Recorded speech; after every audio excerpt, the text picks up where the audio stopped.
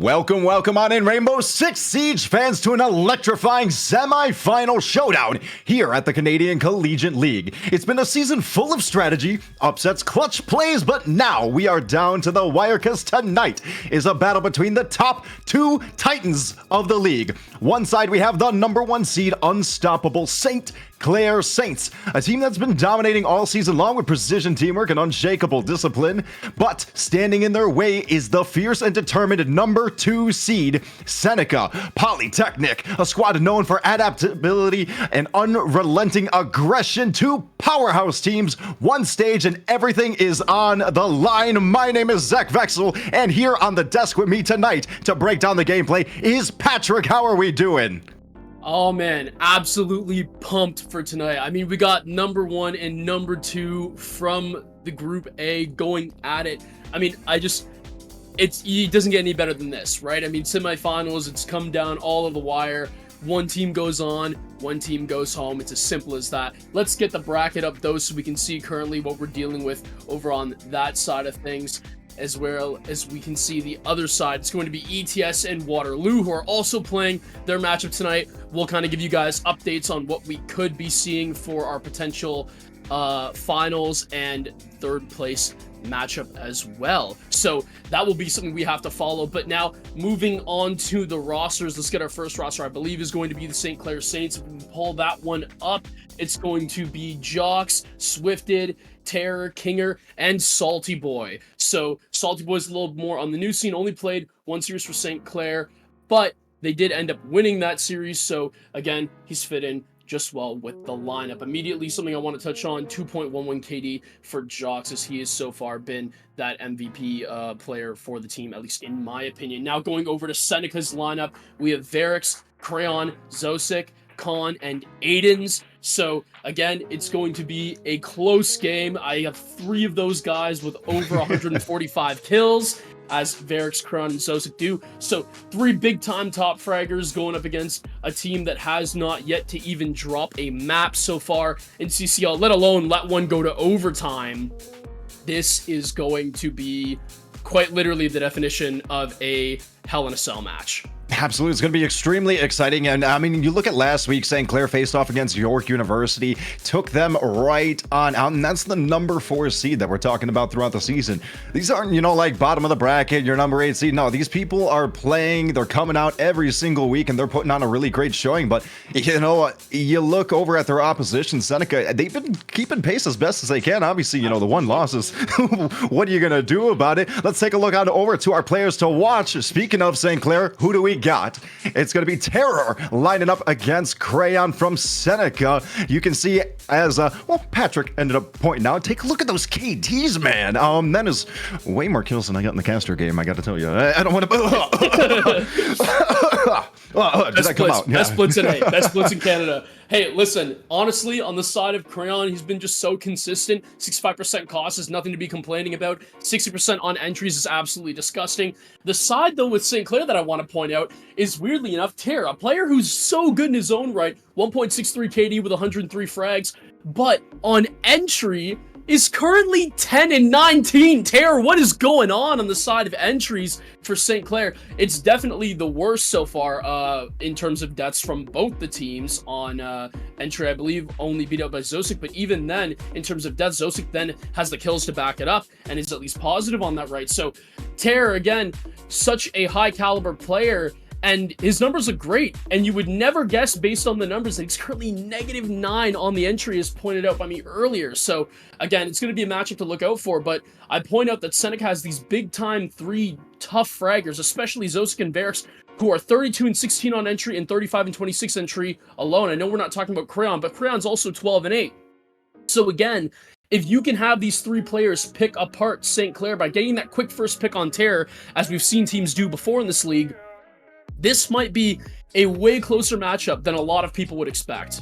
Well, we're talking about all these kills and all these entries. Let's find out where exactly we will be entering. Let's head on over to the map picks and map bans for our set tonight. And it looks like game #1, we will be heading on over to Nighthaven. Then follow on up, we'll head on over to Seneca's pick Over on Skyscraper, both teams going to be starting on attack, and I find that very interesting. It really is bringing in that fast-paced gameplay. Let's get in there, let's run it down, and I definitely know Skyscraper is one of those maps to do it, and I gotta say, I'm just happy we're not going to Lair.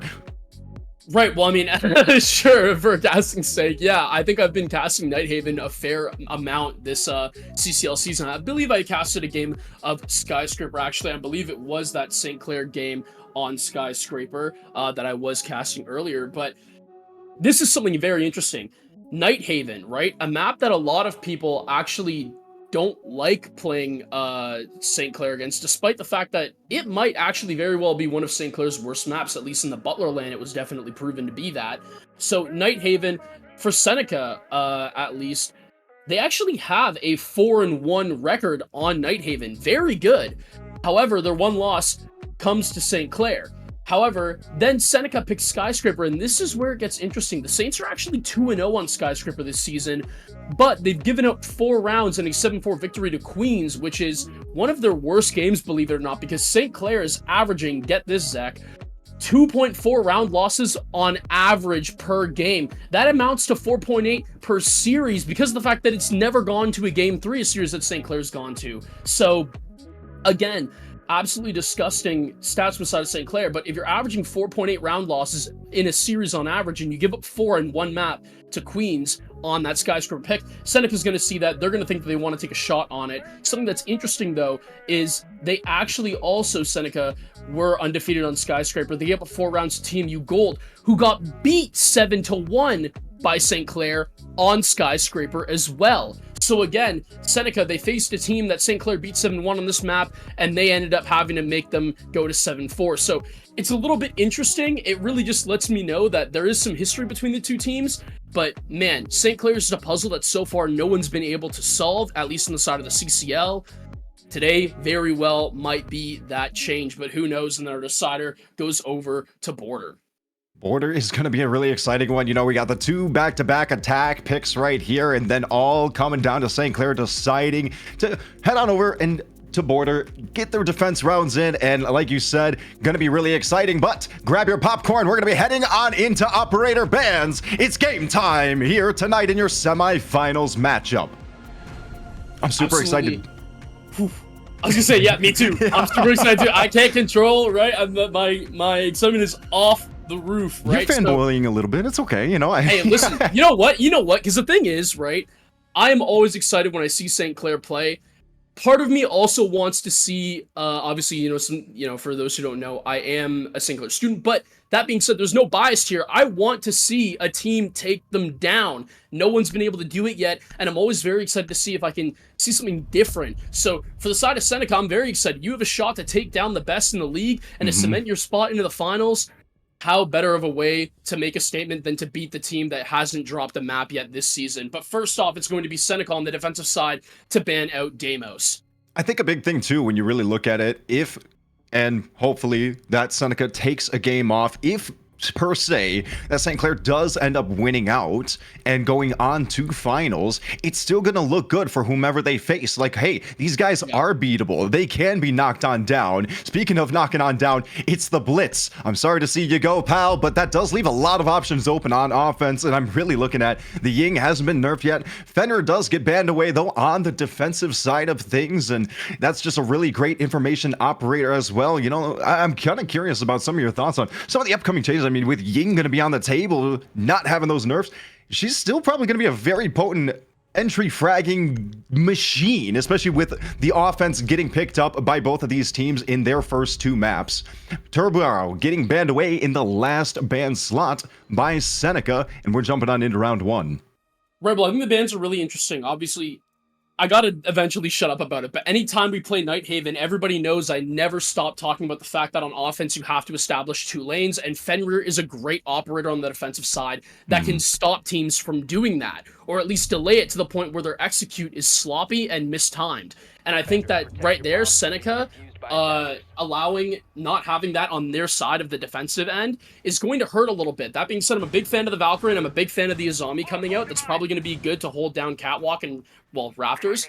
But St. Clair, I love the ban onto the Fenrir, and yeah, I mean, sad to see your boy go Zekvexel, but It's a shame. that blitz is not going to be on the board, which means technically we can't see a player play blitz in this matchup better than you did.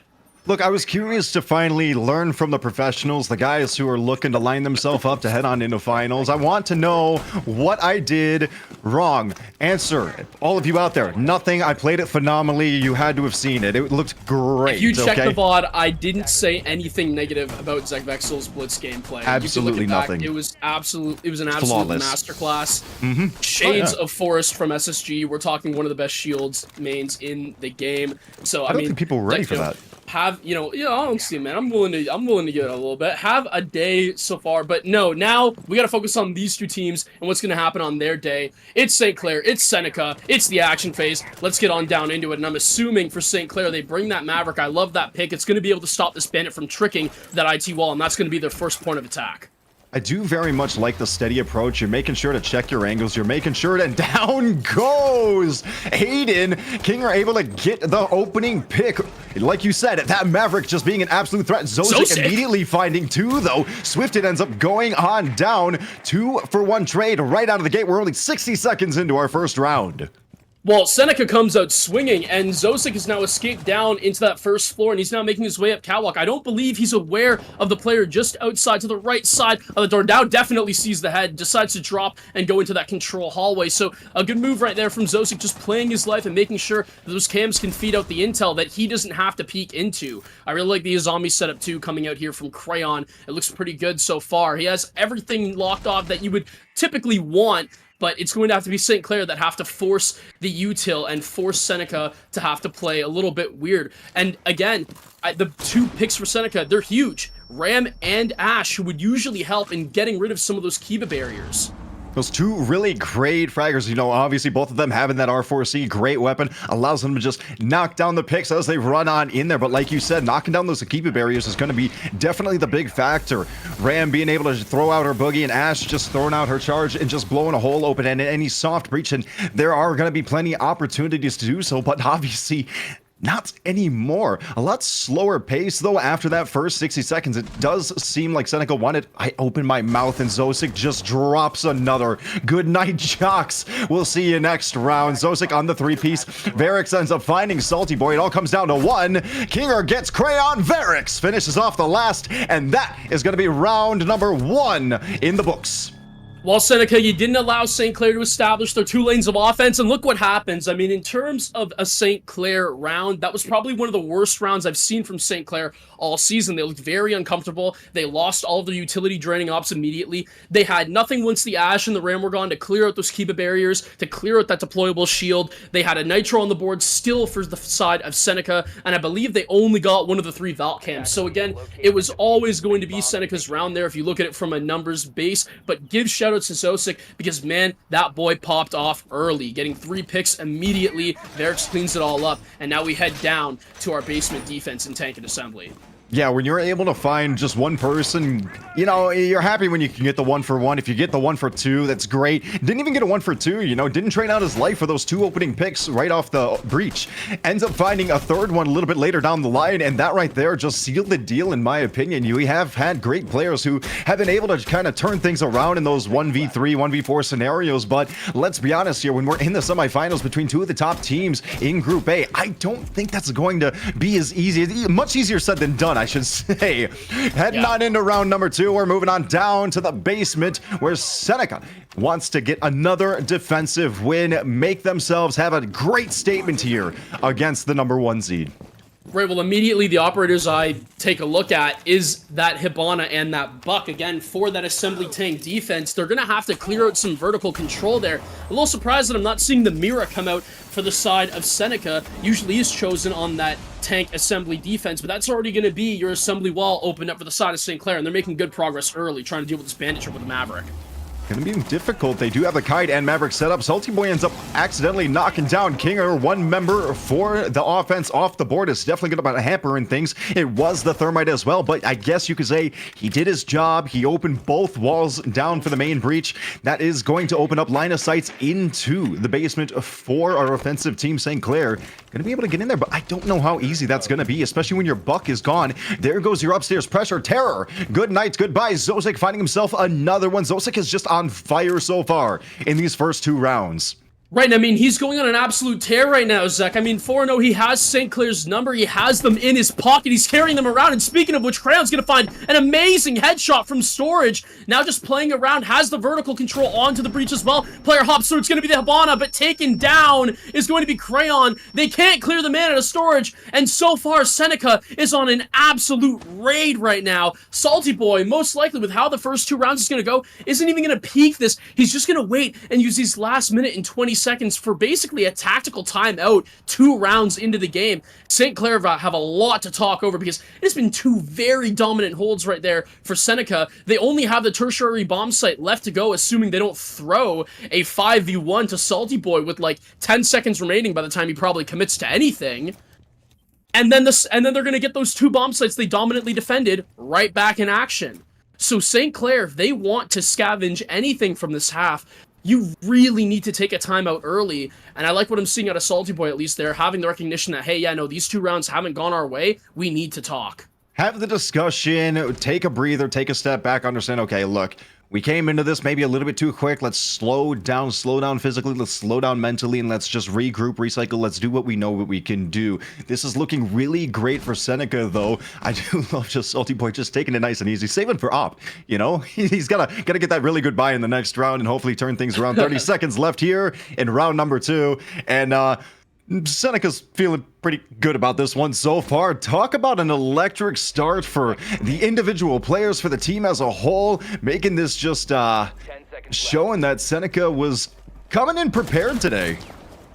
Right, now, I am a big fan of saying anything can happen, but at this rate, Salty does find 2, but surely no one's going to be able to peek into him. Like you said, just, sitting there, making sure that St. Clair can have that talk. Finds 2 for his measures, but they turn out to be empty frags. So a great job, as Salty Boy puts in chat, got mine, how lose. That's true, Salty Boy. Technically, in a first-person shooter, if St. Clair just won their ones, it'd be over. Yeah, Salty got 2. It'd be done. It just win your ones, man. It's kind of unbelievable. I don't know how you don't just win every single 1v1 you come across. No, I think that's just skill diff, right? That's just textbook skill diff. Especially on Nighthaven defense when you're on attack. Nighthaven, if I'm being sarcastic, with every bit of sarcasm You're not sarcastic. is definitely a defensive favored map. So Salty Boy, how do you not win every attack gunfight that you take? Who knows? Things we will never be able to learn until they're put right in front of our eyes. So far, what is right in front of our eyes is the fact that Seneca's up 2-0 right now. And I pointed out earlier, Zach, that on average, St. Clair gives up 2.4 rounds in a game on average, let alone 4.8 per series. Seneca's already got there too. So again, it's a great start. Mind it, it is on Nighthaven defense, heavily defensive favored map. But still, for St. Clair, usually in this league, the favoritism, depending on the map and the sites and the stats, it hasn't applied to them. They've been so dominant. This is truly one of the first times I can cleanly say St. Clair look awkward, and they look like something just is not right. I'm even more worried because I'm over here bouncing up and down because I'm super excited to see that the Lord is in play. Crayon operating to Chunka. Give the Lord his throne back. I am a massive believer. The Lord deserves his throne. Bring it on back. 30 seconds into the round, and Seneca holding out nice and steady. Like you said, a defensive side of Matt, and it kind of pushes me more and more into that mindset of why did St. Clair decide to go offense first? What are some of your thoughts on that? Well, they picked Nighthaven, so the whole point is that St. Clair didn't get the deciding factor of that. They brought Seneca to Nighthaven because they beat them before on it 7-4, but right now, Seneca have looked great. They have looked amazing to start this defensive half, and I mean, if you're going to get dragged to Nighthaven from St. Clair, yeah, you might as well do yourself a favor and start on the defensive side. Jox is going to be able to take out a Valk Cam, but sir, if you used your IQ scanner, you'd realize that there was a Nitro Cell prepped down below, and it's going to be Jox who gets taken out from that very thing.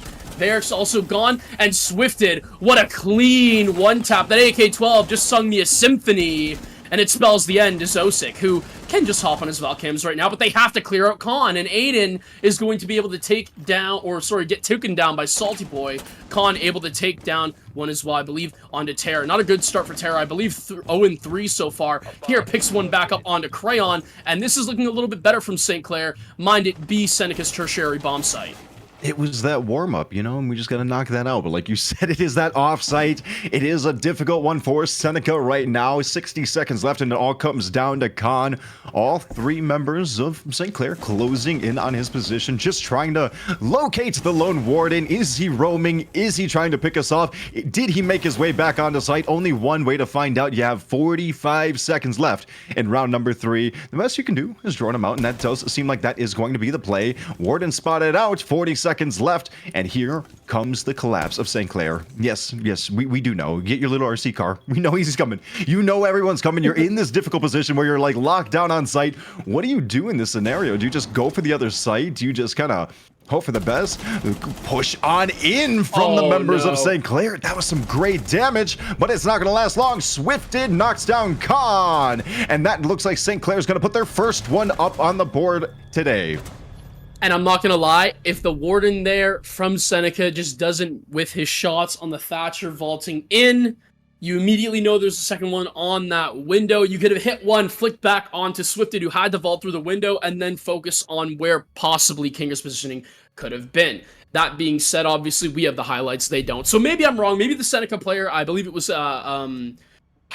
man, I think, I want to say, it wasn't Khan. I do want to say it was probably Crayon, I think, who was on that warden. Maybe I'm wrong.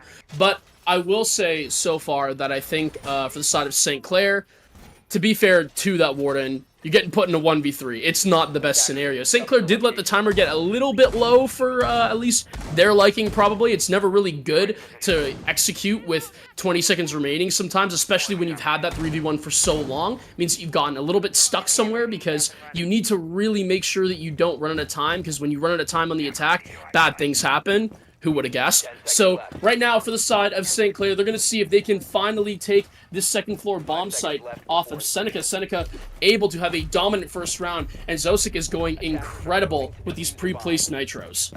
It looked really great in the last round. Can it work a second time is going to be a really big question. You know, you're playing this Valk, you're just... the cameras were just a total bait. You know, I'm pretty sure anybody watching could very much determine that. I mean, you called it out, you shouted out. Something I'm really interested, though, is a little bit of a shakeup in the St. Clair lineup here. They brought back the IQ. They still have the Thatcher, you know, the Thermite. They're still trying to knock open a main breach, but they decided to opt for the Monty this time around to kind of give themselves a little bit more pressure to push on in. I do really like this because it feels like we're looking a little bit less to go for this frag-heavy run on in and see win those ones like you mentioned. Let's take this a little bit slow. Let's get our information. Let's play off one another. I think that's what really St. Clair needs to be doing. They're getting caught out in these isolated scenarios, and it's just putting them at the disadvantage. That last round, it looks clean. As mentioned, though, that was the offsite. We are back upstairs, 60 seconds off the mark. The wall is open, and St. Clair is pushing on in. Well, the IQ has to be very careful. I don't know if that pre-placed Nitro was taken out yet, as I do see 1 out of 4 crossed off the board for the side of Seneca. But again, the Montaigne's free on the board. Just honestly, pick into it. Why not? You left him there anyway. He's probably one of the strongest attackers in the game, period. So I really do like that from St. Clair, that they're utilizing that Montaigne pick, someone who, again, we don't usually see because, well, he's usually banned. It's going to be Terra to start ripping up the floorboards beneath that breach, so trying to see if you can maybe take out any players lurking inside of command. And now, all of a sudden, the players from Seneca are going to flood in from electrical into server, and this one's going to get messy. It's going to be Zosic to take off Swifted, and it's immediately St. Clair without the Monty, the Thermite down as well. Zosic is going absolutely crazy. Somebody stop this man. Salty Boy finally does just that, but has the damage been done? A minute left, and so far, you're without your Montaigne, you're without your Thermite, which is just a gun up. To be fair, did his job, but that is also still smokes in play that could be used. Now with no smokes and no Montaigne, this execute is just going to get that much harder. And you got to take into account that Seneca still has 2 nitros on the board. And I'm going to assume that's immediately what Crayon's going to try to do there. Maybe go for a flank instead, down through the stairs. And it's going to be Crayon and Con to pick up 1 apiece.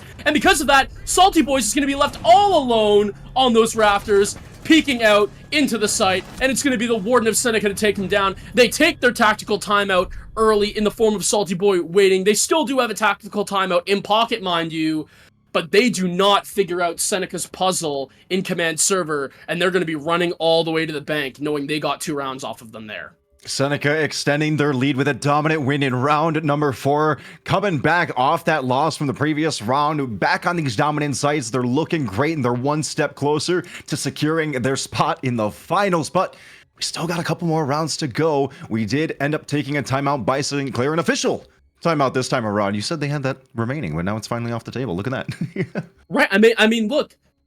Call it as you want. If St. Clair can salvage a 3-3 split, then it's looking pretty good. Even a 4-2 is okay, because we're talking about Nighthaven here. You could see a team on the defensive side take a 5-1 half.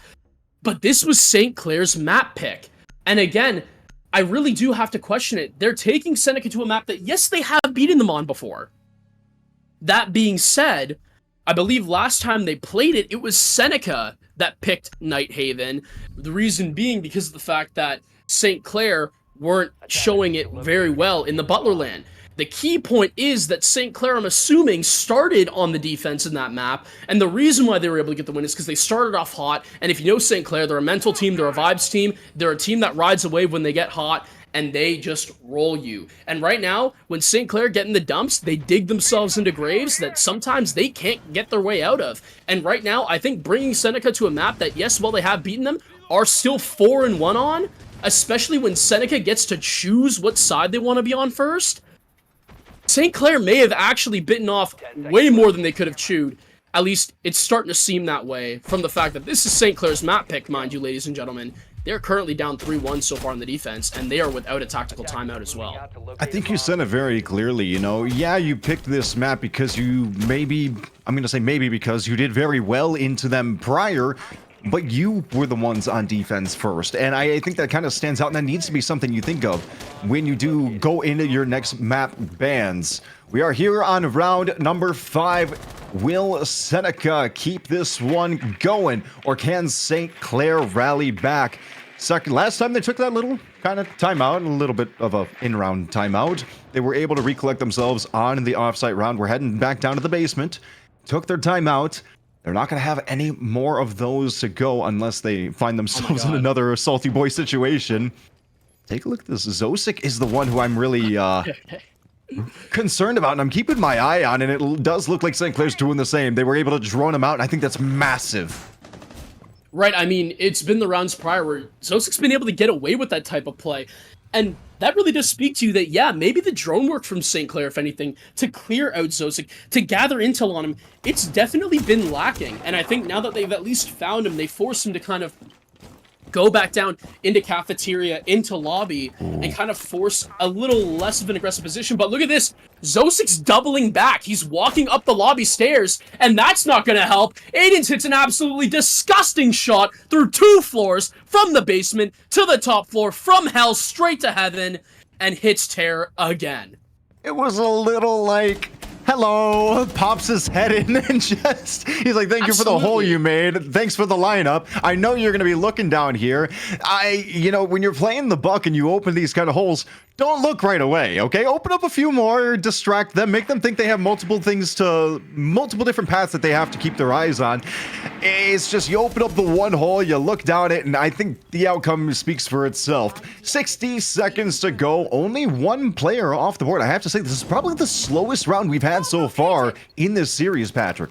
Right, again, I gotta really say here, Zach, I think St. Clair, it's the same thing. They just look a little more awkward. Zping goes out onto the Valk, who's currently sitting in cafeteria, so I believe they're aware of Zosik's positioning, but are they aware that Zosik's moving around now on that lounge hall? I do see a player right now who is currently on those storage stairs. It's gonna be Jocks prone down, and again, I really do think as the proxy alarm goes off, I don't know if Jox is aware of Zosik's position. Either way, Swifted's going to find one on Averus, and I'm assuming when Zosik tries to go for this flank of some sort, Jox should be waiting in open arms, but no, the pick goes another way, and Zosik's going to find two! That storage stair's gone! Salty Boy with one, but Seneca are running away with it! Salty Boy gets retraded back out, and Kinger, you've been in this spot before, buddy, and it's going to end the exact same way, with Zosik putting your head on a silver platter. Zosik is absolutely just dominating St. Clair right now. He's got all their numbers, and there's not a damn thing they can do about it.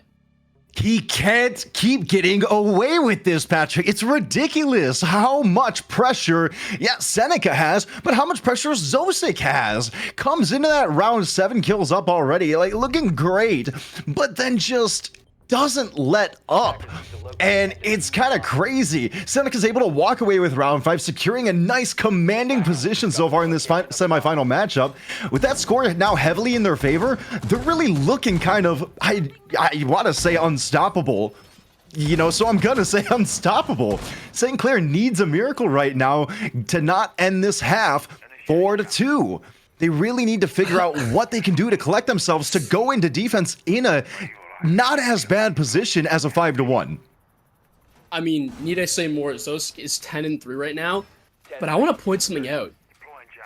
Terror and Jox are both 0-5. No, ladies, you are not misseeing anything. You're not going blind. Both of these guys are 0-5. Salty Boy, the sub, is the top fragging player on St. Clair, going 5-3. And even he has a team kill attributed to his name. I cannot say anybody on St. Clair has played a good game, an okay game, a mid game. They've all been playing a bad game so far as we look at it from a team perspective. It's just not going good right now. Again, Terror, he has a 1.6 KD ratio. Jox has a 2.1 KD ratio across all CCL games in the season, Zach. They're a very solid team, full of very great players. I mean, they showed that throughout the entire season. But I'm going to be honest, Seneca's just getting the better of them. I want to say, like, oh, what can St. Clair to do better as individuals, as themselves, as players and stuff like that? Yeah, we can say, like, oh, go around, land your shots, go around and, you know, actually, like, drone these guys, you forehead. No, you know, all I can really say is Seneca's getting the better of them. Zosik is getting the better of them. Able to find the opening pick again. 60 seconds in here to round 6. Zosik is off the map. Jox is able to get a pickup, and in my opinion, that is a massive pick, okay? I can't really say it's what St. Clair is lacking. I say it's what Seneca has here today. Yeah, absolutely. I can't agree with you more. And again, the refrag comes in, but I have to kind of question Swifted there. We could just drone electrical and realize there's a smoke sitting close door with a shotgun and not walk in. But no, it doesn't get droned, or for some reason, whether it wasn't droned or Swifted just lost the gunfight, assuming Swifted swung that close, that is a horrible pick there that St. Clair have allowed. Now, Terror will be able to get it back. The drone was not spotted out by Aiden's, and whether it was, he didn't shoot it, so he just tried to run away, but runs right into the waiting arms of Terror. And finally, Terror and Jox have a pick. And immediately, there you go. Terror's going to be able to get 2. And that's the thing with St. Clair. All their players are so flexible that, yes, even though sometimes mental does haunt them, they are very capable of clawing their way back into things. That being said, Kinger's now going to be off the board. And we're in another situation where with 50 seconds left, yes, it is going to be St. Clair with 3 players, but they have no smokes, no nothing for an execute to go in. They just have to walk in a door and win their gunfights. Meanwhile, Seneca has Maestro cams, mute jammers to stop drones. They're just holding angles. They have 2 impacts. They have a Nitro still on the board. Varix with a shotgun. And now Salty Boy is going to be down and out. This is looking like it's probably going to be a Seneca round. And it is so far. Varix has got another one. And all of a sudden, with 20 seconds left, Terror finds himself in a 1v2. Going to be able to just try to make anything work. Walks through warehouse entrance. Is aware of the Maestro's positioning. Is he aware of the mutes? No! Peeks over to the mutes and then Crayon swings out, gets a little bit aggressive with the Alda, cancels the reload, and he's going to be able to find the pick onto Terror. And like I said earlier, Nighthaven is a map where you can expect a defense to go up 5-1. Seneca have clearly shown they are capable of doing that, and now St. Clair needs an almost flawless half to even force overtime, let alone flawless if they want to close it out. Seneca closes out the half with a decisive victory in round 6, securing themselves very comfortably. And I gotta say, with Zosik just leading the charge right now at 11-4, he's just looking unstoppable. I said unstoppable earlier, breaking down St. Clair's defenses, though, well, I should say offenses, time and time again, just finding those opening picks and just finding the members who are lurking around a little bit here and there, able to find not 1, but 2 and 3, and, you know, back to back. Like, if I had a nickel for every time, right? You know, that saying, I would have 2 nickels at least for the times that he's got 3 picks in a row right at the start. Not a lot, but it's strange that it happened twice right here in the semifinals. Enough to definitely swing a series or a game on its head. And I mean, that's all Seneca cares about. But now St. Clair, they're going to have to force the same thing on this defensive side. I really do have to say here, you're talking about Zosik going 11-4. Prey on that round. The man was, I believe, 3-2. He's 7-3 right now, going 4-1 in the past 2 rounds. For the side of Seneca, it's not like it's a one-man sled dragged by Zosik. Other players are doing their part. Varix is getting huge picks. While it may be not that many, round-changing picks, not empty frags. And we need to really see right now.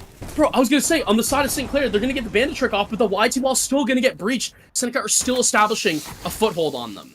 No, exactly. We need to see why we wanted to go to Nighthaven, and this has to be it right here. You don't want to be going and putting yourself into this match point scenario against Seneca right now. You know, we're 60 seconds off the clock. I do like it. Does feel like we are going a little bit decently paced on both sides, you know. It doesn't seem like Seneca's able to get down in there, especially not Khan, who just got a nice little nitro to the face, or to the feet, I should say, by Swifted. Good pickup there. That is going to be the opening frag here on round number 7. Like we said, a little over a minute off the clock, and now St. Clair has got to hold out. They have the man advantage. They can definitely do it. They can definitely bring this round into their pockets and get a little bit more, but not if Swifted gets knocked on down. Varix able to even on out the player count across the match, but Crayon knocks down Kinger. Man advantage swings right back in favor of Seneca. They are 4-3 right now in this 5-1 series so far, and we are still closing in on a minute remaining. Plenty of time still to go, but also not enough. How can you close on in here? I should say, how can you hold off this onslaught right now? Why do we have this setup here? Why did we pick Nighthaven? St. Clair needs to make this decision. They still have some great players, some great operators still in tow. I'm looking at the Azami, I'm looking at the Mirror, and I'm looking at the Warden, okay? 2 great, very defensive operators, very mobile, a lot of setup, great guns, and then the Warden, who has a lot of mobility, can get around, great utility. I think there's a lot of potential here right now from St. Clair, but they have to make it happen against a powerhouse. That is Seneca. And with Zosik knocking down Salty Boy, that leaves only 2 remaining for St. Clair. Jox ends up knocking down Zosik. Terror finishes off Barracks. It's a 2v2 scenario, but the plant is going down, making a 2v1 as Terror knocks down Aiden. Can they find Crayon? Can they find the diffuser? The wraparound is coming in. Do they find the thermite lurking around in sight? He ends up getting spotted out and gets closed on, and down he goes! Jox gets the pickup. That goes the diffuser, and St. Clair have found themselves a second round here in game number 1. And my God, Zach, they needed that round so bad. If they lost that round there, I'm gonna call it, the game's over, because the mentals just chalked immediately. This is where St. Clair can claw their comeback, and despite so far what they offered on the offensive half, there'd probably be no 2 players that I would trust more in this scenario than Jox and Terror to get yourself back into the swing of things. And again, I think for the side of St. Clair, Terror just needs to force more situations where he isn't off the board as much. Again, he was 0-5 heading into this defensive, well, technically 2-6, heading into this defensive half, let alone through the first 5 rounds, he was 0-5. Since then, he's gone 4-1, so he's coming back into this matchup, but it's not just him. They need others firing on all cylinders. Jox has gone 3-1 since his 0-5 start. So St. Clair are building a little bit of something. Mind you, 2 of Terror's 4 picks were kind of empty frags, as it was on that control storage site for that tertiary bomb site that Seneca still ended up winning. That being said, I really do think that on the side of St. Clair, again, there was still a little bit to be desired there. You let that get very close, and Seneca had the pieces in place to mount and execute. They had the Capital who had played his life. They had the pieces in position. St. Clair were just able to win on their gunfights. And it was well played by the two players, but again, there's more to a round than just simply winning gunfights. You're not going to do that. You're not going to win rounds alone by just hoping that you can outgun the other team. That being said, Terror and Swifted are doing just that. So right now, yes, St. Clair, they do have talented players, but there's more I need to see out of them. And right now, I think St. Clair, they need to slow down on just their playstyle in general. I think they're playing a little bit too aggressive, and they've been getting paid for that. This time, though, over on the defense, my words kind of be eaten by me, myself. They're making me eat them. They are, really. Terror, words are hard. Terror's going to pick up another one, and Varix finds one onto Kinger. This being said, Varix and Aidens are literally just in assembly. Swifted's going to find one, and then Jox is going to swing onto another. So they do have the wraps figured out. They do figure out Seneca's attack, and I gotta say that round looked very, very good. And very much more confident in St. Clair than I was the last round. Because the last round, I still think they played a little bit aggressive and they almost got bit in the butt for it. This round, however, I will say, they did make me eat my own words. Good job to St. Clair. They win their gunfights. They come out on top. And all of a sudden, in a game that was 5-1, Seneca is looking very, very close to being tied right back up. Bit in the butt, a bite on the nails, very close. Quite the nail biter that round number 7, well, round number 8, I should say. 7, that was correct. Round number 7 was, could this be the spark for St. Clair right now? We're 3-5. They're doing great so far in the defensive round. Are they showing us now what it means, why they actually picked this map? Obviously, you know, you picked this map for a reason. You weren't able to get defense, which is definitely the preferred that you want on a defensive-sided map that Nighthaven is. I very much loved how they looked in the last round. People were moving around. Terror was just getting opening pick, gets a secondary pick. Jox moving around as well, finding himself one. I'm sorry, Swifted ended up getting the secondary one, and Terror ended up finding another. They looked great. They're moving around. They're cleaning things up both internally and they're cleaning things up out here on the map. But we got a long way to go. So far, I'm liking what I'm seeing.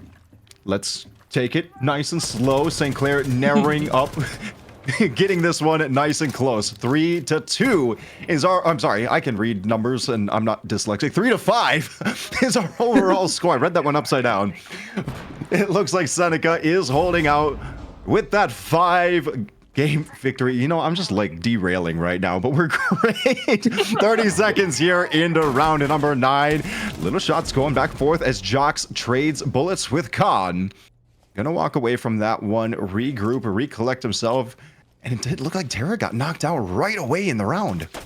Yeah, and again, you know, like I said, entry numbers not looking great for the side of Terror, but what also isn't looking great is the amount of times that Terror's been killed early. There have been numerous occasions where he is the first one down for St. Clair, and again, he's on a zombie, a time utility dependent operator. He's playing way too aggressive. Yes, last round it paid out for him, but we've seen time and time again, when he's off the board early, it does not translate to St. Clair's round win. And especially in a scenario where St. Clair could very well drop around and be on match point.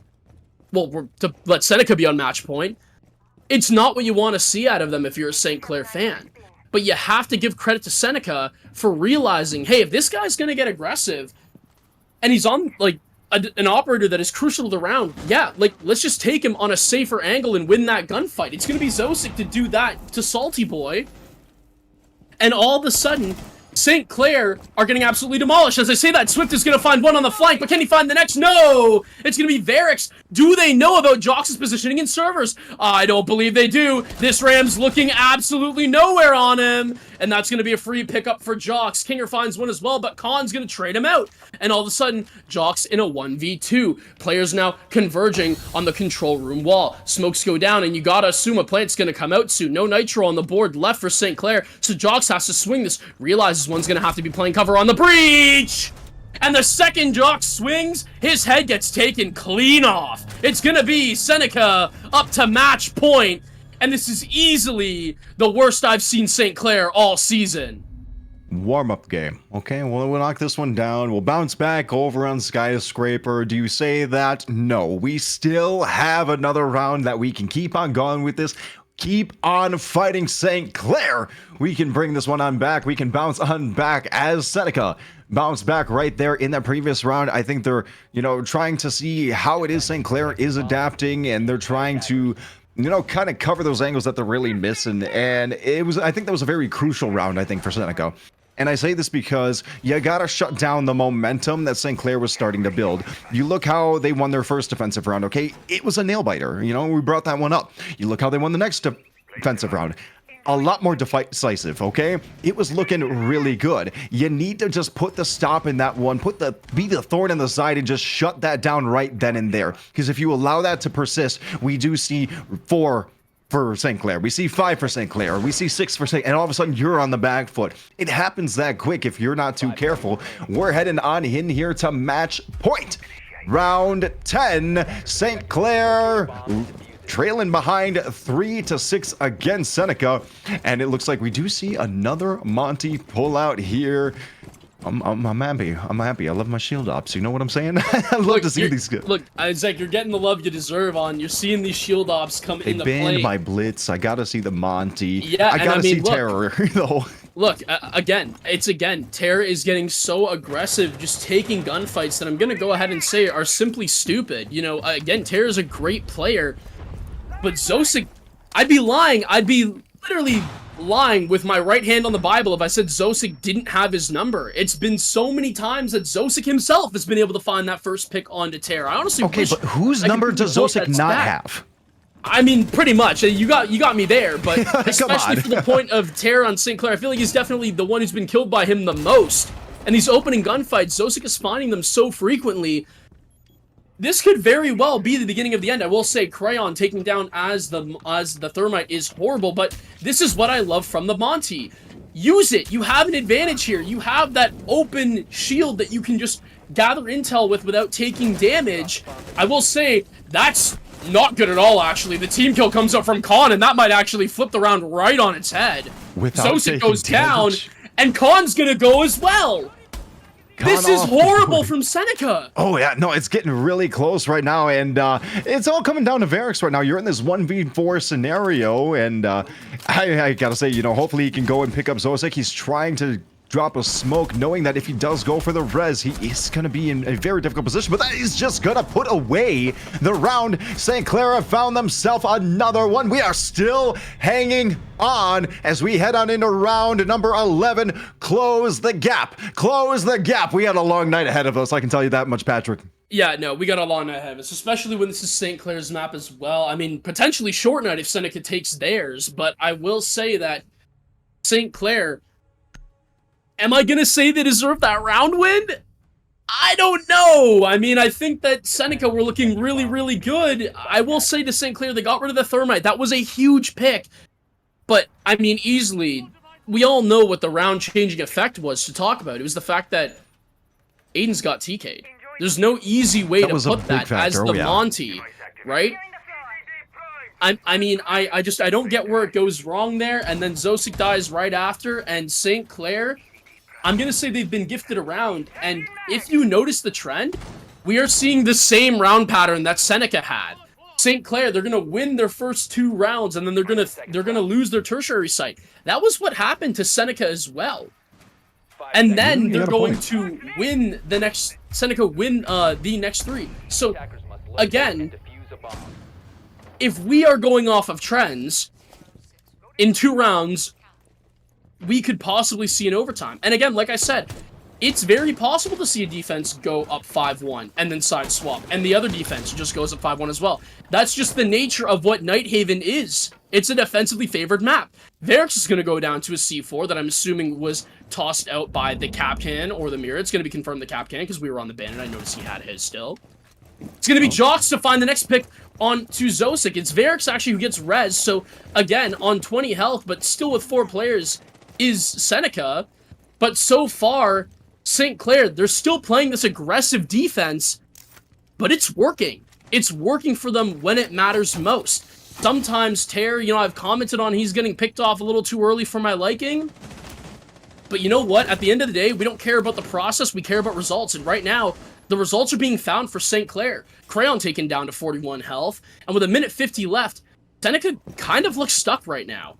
They're trying to find the opportunity to get on in there. I mean, you still got the Ram, you still got the Maverick, you still got a lot of soft breach when you do really look at it between the Ram and the Buck.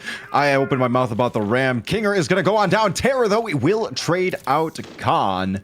So there goes your Ram. Lost your Bandit. I don't think you got to worry about the Bandit when you look at the lack of hard breach over on the opposite side for Seneca.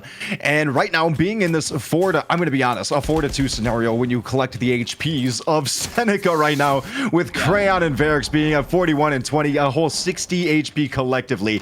Not looking good. Difficult position. Great position, though, if you are St. Clair. It does seem, though, that Seneca wants to close on in. They did kind of just announce their presence with the opening of the hatch, and you can definitely tell St. Clair is gonna start aiming all their barrels in the direction.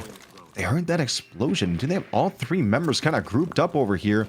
It's gonna be very interesting. 60 seconds left on the clock. They're gonna need to go for a plant very soon, and Jox does end up knocking Crayon on down and out of here. Two members remain, one of them not so healthy, with Varix at that 20% HP from the next floor up. Look at that, 7 HP for Aiden. So close yet so far away.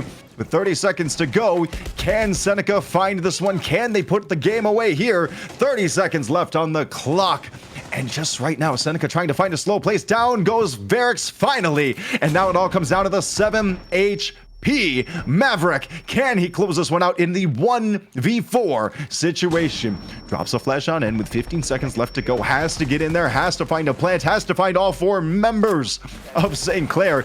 Definitely a very tall test. Does knock down Salty. Wow.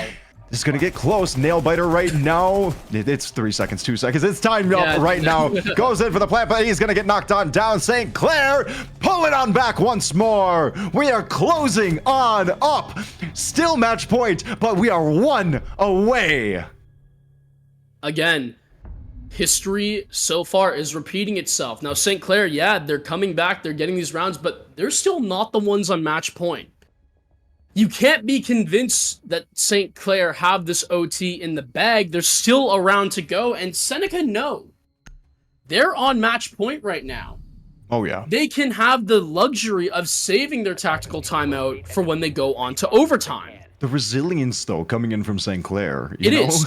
Mentally, like, it really does show that St. Clair, you know, mentally resilient is not one of the words, honestly, that I would describe St. Clair. Not that I'm dissing, you know, team in any way, but, you know, I know these players, sometimes when they get into a little bit of a hole, they stay there and they dig themselves a grave. And this is one of the best shows of, I think, mental resilience I've seen from St. Clair, especially the Siege team, in a long time. I think that's really important. Sorry, yeah, I was just going to say, I will say as well, though, they can't get overzealous, they can't get cocky. Right. Because they could still very well lose this game. I think what's really important, and you know, we talked a lot about the stats way back at the start of this. If you guys remember over 11 rounds ago and all that, we were talking about how, you know, St. Clair hasn't really seen adversity all season long. They haven't been put in these difficult situations. So I think this was kind of a little bit of an eye-opener for them to be like, hey, you know, we got to show up to play, because Seneca definitely did. They did their homework, they did their practice, their VOD review, and they're checking you guys out, and they're making sure they're coming in with a game of a plan of attack in this game, and it shows. They're playing collectively. We saw, I mean, even in a round they're lost, I was watching them all just drop hatch and kitchen and just move on in single file. I mean, like, you know, to me, it's like, is that a good play? Is it not? What it does show me is that they're moving together. Speaking of moving together, Zosik going on down. Swifted able to get the pickup onto that one. Swifted has been really turning it up throughout these later rounds too, and I do really like that. And I want to see St. Clair as a unit just really pull this one back together, because I know they can do it. I know we've seen it all season long, how they've just kind of toppled their opponents. Now that they're in this difficult situation, let's bring it back. Let's recollect ourselves. Let's show what kind of discipline we have. That's what's going to be key to me. 1 for 1 off the board. A minute 45 left to go. Make that a 1 for 2 as Jox gets knocked on down out of here by Khan. Shots onto the Azami. Terror up on the Valk, doing his best to stay alive. Right, and again, playing in this aggressive position is Terror, but Is Terra aware of the player who's right now in command? Yes, and Kinger's gonna find out a nitro as well. For a round that I thought was going so well for Seneca, all of a sudden, a swing of 2, now 3 picks comes through. And St. Clair, they've almost certainly secured the round, barring a massive throw from Aiden's. And if you're St. Clair, you don't take any risks. You send all your players back into turtle up on those sites. You take the 1v3, and with a minute left, Aiden's is going to have to be the one to find any success to win Seneca this game in regulation. Now, looking for it in the Thatcher. Yes, you play this very safe. 55 seconds left to go, and you have to try to isolate your 1v1s on your gunfights. Dropping, and he's going to be able to find one on a Terror, but the cross immediately found out.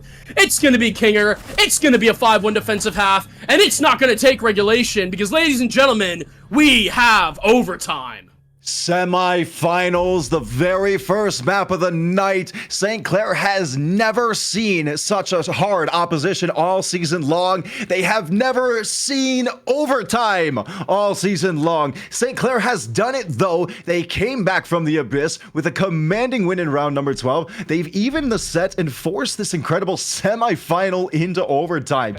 Honestly, I love the determination, them sitting there just bringing this one on back. You know, like you mentioned, you said you don't see them as a team who's really, I don't want to say, I'm going to quote you incorrectly here, okay? I know I said it right the first time, way before, but, you know, I don't want to say, I'm going to say a team that's not capable of overcoming the adversity. I know that's completely wrong. You didn't say it as serious as that. No. They're an emotional team, which means okay. They ride when they ride a wave when they get hot, but then when they go cool and they go cold, sometimes they can't get out of there.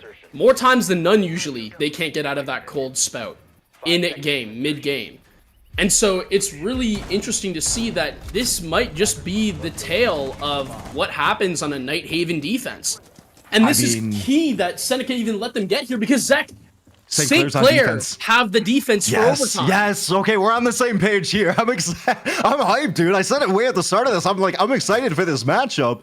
And here even more, now that we're in this situation, is this the long con? Was this what St. Clair wanted? Only one way to really find out. We are here in the very first round of overtime, and St. Clair have brought it from, honestly, the absolute depths of the abyss to bring it back into this scenario. Going out from the first half 5-1 in your offense, it just feels bad no matter what game you are playing, no matter what team you're against, no matter who you are. I could be playing my casuals and that feels terrible.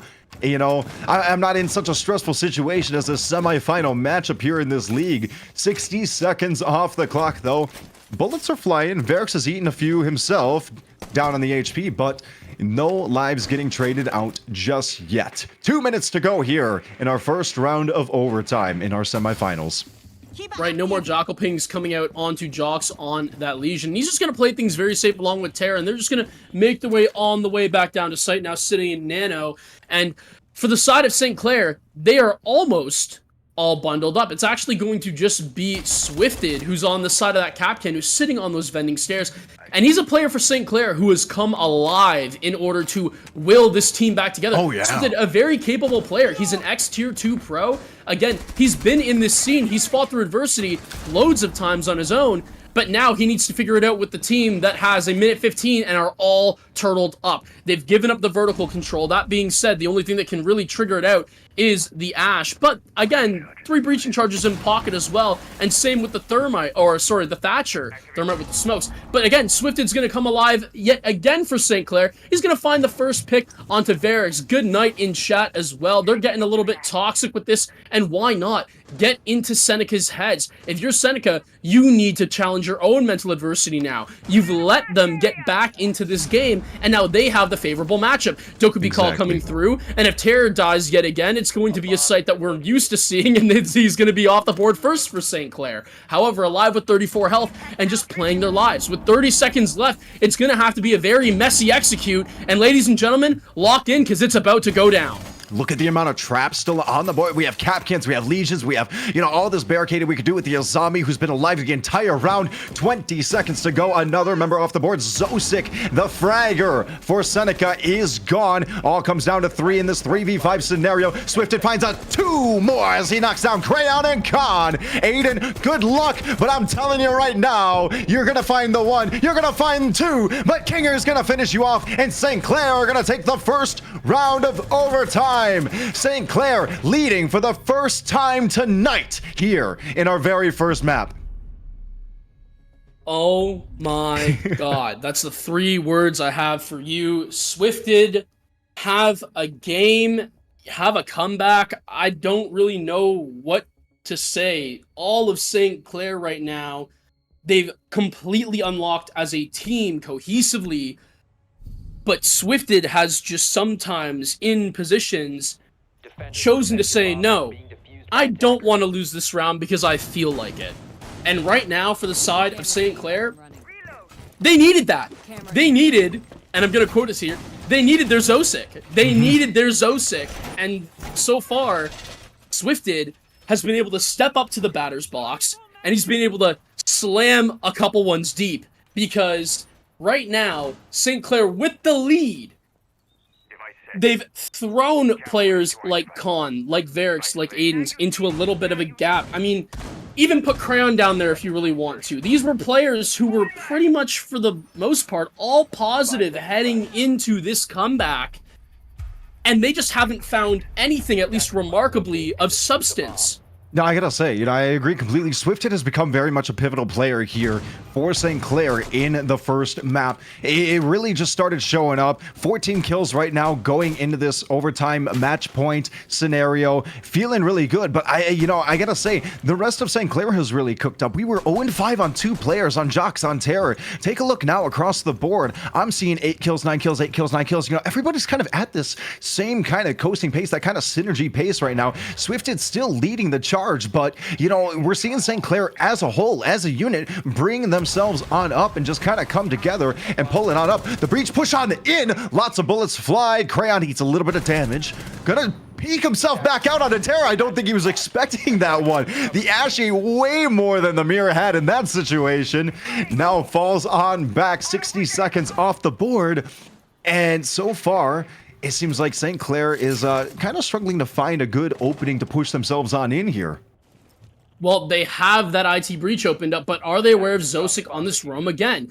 It's been a long time since you've seen Seneca on the defensive side of things.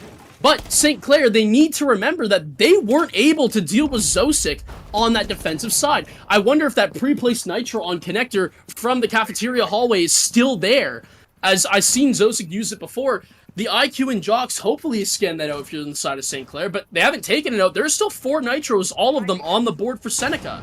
So, again, it's going to be interesting to see how St. Clair can establish a foothold. They have the IT breach, but since then, they've plateaued. And with a minute 20 left, you need to find a second lane of offense. Terra's going to be able to find the first one, but Swifted, I was going to say, it is on Zosic. Is Terra aware that Varix is just camping this electrical door close range with a shotgun? They can't even drone it out because the door's blocked by a jammer. I was just kind of laughing at the whole back and forth that we've had all series with just Zosic and Terror, and you're like, oh man, Zosic just being able to find these picks. Swifted ends up going on down. Terror finds himself another one, gets Crayon finished on off. 3 members of the defense are remaining. We're getting down to the 45-second mark. It's a 4v3 scenario for St. Clair right now. They have man advantage. Never mind. Good night, Terror. You've seen better days. Aiden's gonna pick that one up. 3v3, dead even right now on the player count. I open my mouth and look what happens. Jocks, good night, goodbye, as Varix finds that one. Kinger trades out Khan, 26 seconds to go. Time ticking down. They need to find themselves a way on in. Kinger's gonna go. Varix gets the pickup. It's a 1v2. Get the damage off. Good. Bullets landing on into the bandit, but is it going to be enough? They know you have to walk in. They know you have to go for the plant. And look at just the sit back coming in right now from Seneca. Pinch at the same time. Down he goes. And we are going on in. We are going the extra mile. Seneca have tied us right back up. And it's the man Varix, again, playing close on that electrical door. He picks up the pick onto Swifted and then picks up another onto Jocks. And that was the thing. I was talking about that 2-lane of offense. I really wanted to see what Jox was going to be able to do because he was the pivotal man. If Jox wins the gunfight in Electrical, St. Clair have their 2 lanes of offense they can utilize. He doesn't, and all of a sudden the final 2 players of St. Clair, they are forced to have to make that breach onto command, and they are forced to have to walk through IT. It's all pressure coming from one side. You know, it's the same thing. And again, you know what I say, when the offense goes through one lane of pressure, they don't have that second lane established, the defense almost always wins. And Varix put that team on his back when Zosic couldn't that round, and he picked up the triple, and he kept his team in it. So right now, it's going to be 7-7. We go all 15, but now Seneca, they have to muster the storm that is a Nighthaven attack. For the side of St. Clair, pressure's on. You won the first one. You took it away on your offensive round. You gave it away there. And all of a sudden, it's you who's expected to take this last round on your map pick. Oh man, dude, I gotta turn down the thermostat a little bit. You know, getting kind of tense in here. You know, 15 rounds in our very first map here in semifinals. Is this like a finals matchup of semifinals looking to happen right now? It's so exciting. It's so thrilling. The amount of back and forth we've been having. It's like, you know, has there been just like absolute professional gameplay? I'm not a professional. I can't make that comment. Gotcha. Y'all think I was gonna say something. Anyway, what I am gonna say, is, you know, both teams are really rising to the occasion, I think, and it's really showing how Seneca came into this absolutely aggressive, not pulling their punches. St. Clair being able to pull themselves back and really just pull themselves on up from such a difficult position and find themselves here in this overtime match point. I think both have been playing absolutely phenomenal, but it does come down to this. Every decision, every shot is going to define how they go into map number 2. Who is going to have the advantage going into Seneca's map choice? The Monty slow pushing up, facing off against the Azami. We're 60 seconds through here in our overtime match point, and things could not be more tense. Well, immediately, Zek, you got to remember the last time as the Impact Nicknade goes out, it's not going to do enough. But again, I think that for the side of St. Clair, they actually got gifted this round. It was Seneca who took it away, who almost took it away and took it away for themselves. But now it's going to be the first pick coming in from Terror. Cleaning up that entry number just a tad bit might help you out and might win you around, sir, but you never know. It's going to be Zosic as well, of all people, to go down for Seneca.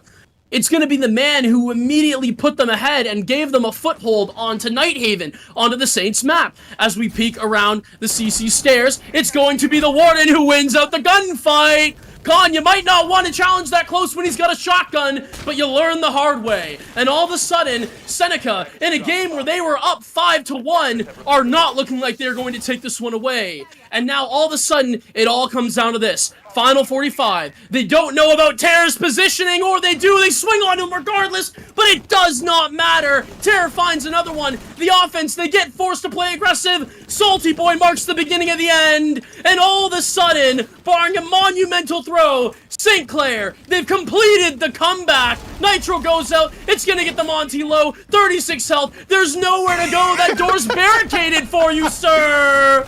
And St. Clair have forced the comeback. They take their map, and now we go to Skyscraper. An absolute clinch victory on map number 1 for St. Clair. What did we just witness? Oh man, I can't even talk right now. No, man. What a thrilling overtime finish. What a just a thrilling second half, I'm gonna say, you know. Just as mentioned, the resilience, the standout performances, you know, especially from Swifted, have put them in this driver's seat of this best of 3 semifinal series. We have one map in the pocket already, but man, it feels like we have just it feels like we've been here for a while at this point right now. I mean, 15 rounds, Patrick. 15 rounds in the very first map. I was about to say, you down to cast 45? Oh man, I think we're headed that direction. I mean, honestly, if that was any like telltale sign of what to expect this series, Seneca are not going to go down at least without a fight. I do think they should have taken that map probably, but then again, it was the exact same thing. I said this when St. Clair were down 5-1. the side swap could very well yield the exact same result. Nighthaven is just a very defensive-sided map. Absolutely. And we just simply saw how the mental of Seneca on the attack especially, they went through the same stuff as St. Clair. And I bring it back to the fact that Seneca should have won that game. And I'm going to tell you why. Because Tell me why. they gifted St. Clair a round win on command and command server when they team killed the Monty as Aiden.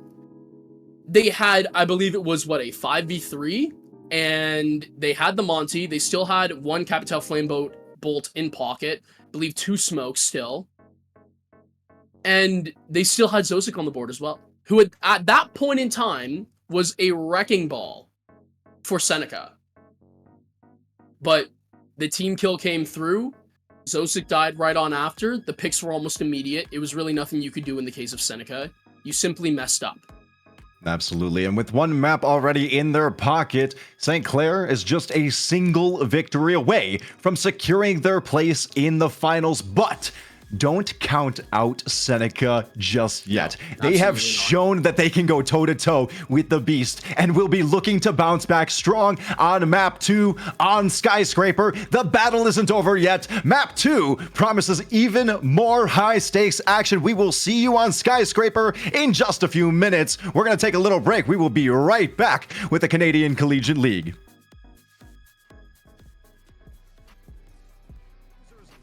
To get planted. Uniquely is almost got it. 2-2. Actually finds Sonic. Canadian no name finishes off as Pro. The diffuser planted. Bulbous finds Uniquely. Canadian finds actually the 1v1 scenario with the diffuser down. The big wrap coming in from Bulbous. TMU needs to get this one. He's gonna sneak up right behind him. Can he find him? He knows. He gets it, and Canadian finishes it off. Windsor walk away 2-0 tonight, ladies and gentlemen.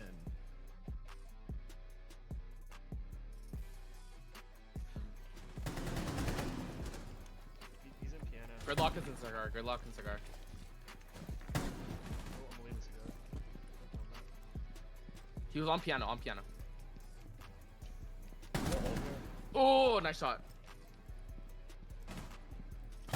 Oh! Oh!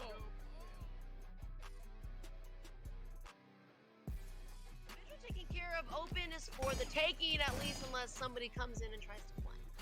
Third time's a charm. There you go. Strike via post. Get that mirror window down. Helio ends up finding a second. But Helio finds a third.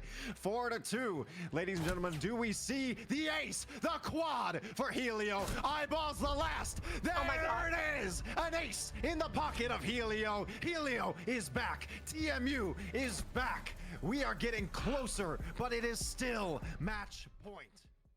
Windsor has not picked Monty once. So. Yeah, I was gonna say, we're in round 4 right now, and so far.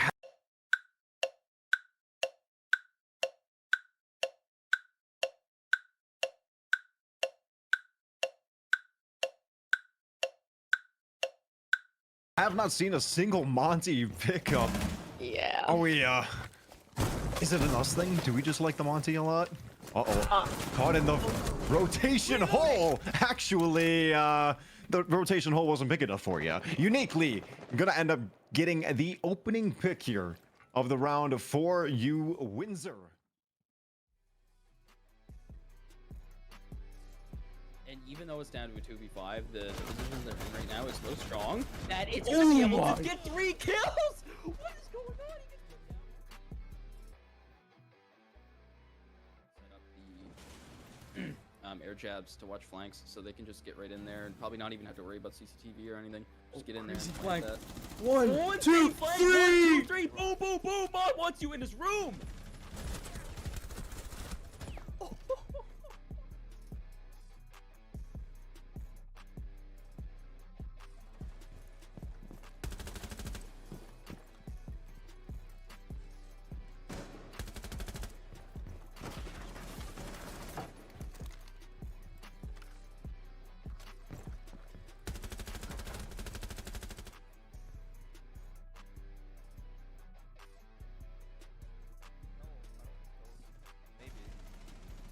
Holes from below in sight.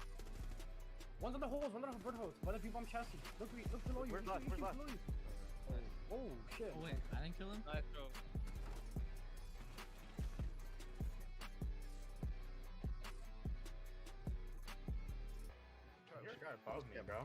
On his cam.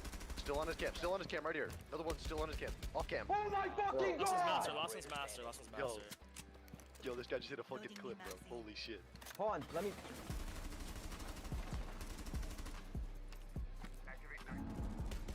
Oh my fucking god! Yeah, idiot. So he's gotta watch out for that. Oh, nice on that Claymore. Gugger with a quick flick into Fountain. Takes down Otter, and he knows through the wall, and he sees it. That's unbelievable. And he gets the call out from his teammate. There's somebody's above hatch, and he makes the play for it. He drops it. Oh my god! He gets the ace! What? Defenders have disabled the bomb diffuser. Bomb diffuser. I spoke too soon. That was... Attackers have recovered 30 their diffuser. seconds left to go.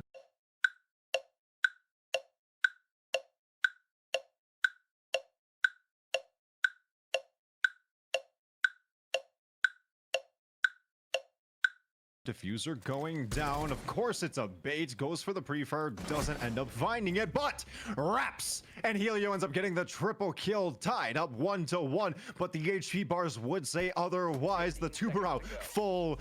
The buck not at all. Down he goes. The buck ends up finding it. Helio getting another one, getting the quad, and putting us one up for TMU in overtime. Je sais pas si Georgian peuvent récupérer de ça. Non, Oui, on l'a vu. There's no way. There's no way. There's no way. No way, bro! God, Michael. What are we doing? Georgian! Wake up! Is this our... In there, like swimwear, Fico. Another pick. Arthur le volé. Oh, Fico, man. Ah, Fico qui fait des wall bang. So overcheating. Il est tellement bon! Il est tellement bon! Je veux l'arrêter! Watch il bug, c'est le dernier. Et c'est là. Un autre, c'est 0. C'est rock. What a round! On peut pas flancher, on peut pas bon. Ok. Big pig. Big pig! Flying Cade! Come on! Oggs. Mr. Oggy. What Forky. can you Let's do? go! He's right there on the other side of the wall. You better watch out.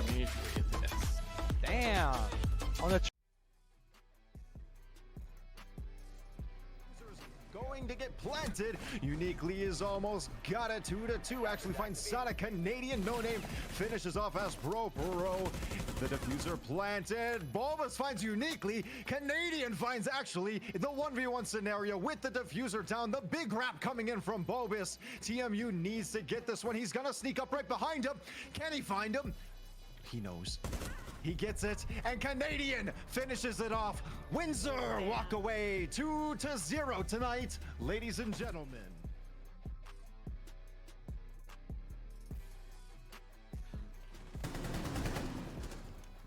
He's in piano. Gridlock is in cigar. Gridlock in cigar. Oh, I'm leaving this ago. He was on piano. On piano. Oh, nice shot. Oh! Oh! Central taken care of. Open is for the taking, at least unless somebody comes in and tries to flank. Third time's a charm. There you go. Strike via post. Get that mirror window down. Helio ends up finding a second. But Helio finds a third. 4-2. Ladies and gentlemen, do we see the ace? The quad for Helio. Eyeballs the last. There it is. An ace in the pocket of Helio. Helio is back. TMU is back. We are getting closer, but it is still match point. Windsor has not picked Monty once. So. Yeah, I was gonna say, we're in round 4 right now, and so far.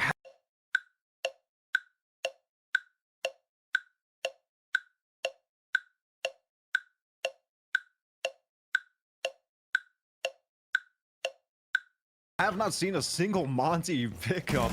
Yeah. Are we, is it an us thing? Do we just like the Monty a lot? Caught in the rotation hole. Actually, the rotation hole wasn't big enough for you. Uniquely, gonna end up getting the opening pick here of the round for you, Windsor. And even though it's down to a 2v5, the position they're in right now is so strong that it's gonna be able to get 3 kills! What is going on?